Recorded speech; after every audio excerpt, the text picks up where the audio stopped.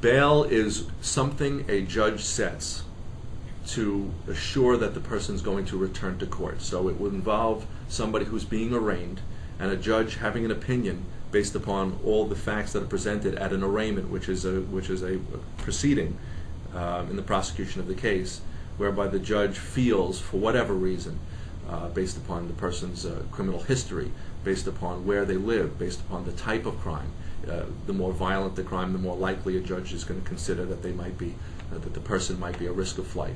If the judge thinks that the person's a risk of flight, he's going to set bail. Bail comes in one of two forms. It's either a cash bail or a bond. The bond involves the purchasing of an insurance policy, essentially, with a bondsman. And that is, you're paying a premium to somebody who's going to then tell the court, Judge, if this person doesn't come back to court, we will pay whatever dollar amount you've set as bond. Sometimes what a judge will do is set a cash-only bail, meaning he or she is not going to allow for a bond alternative. That judge wants cash posted.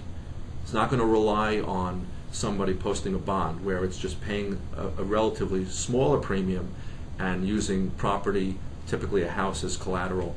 The judge wants a cash bail only. Sometimes what we have is when we're dealing with narcotics cases, the prosecutor and the judge are concerned that, well, maybe this person can afford the cash bail that I've set, but we're not sure that the source of the funds of that bail is legitimate. And so very often when you're dealing with an allegation of drug sale or drug possession, and if it's in a large amount, the DA's office will request a bail source hearing. And typically when it's requested, the court is going to allow for it. So that prior to the bail actually being posted and your friend or your loved one being released, you actually have to have a hearing to show that the source of the funds are legitimate.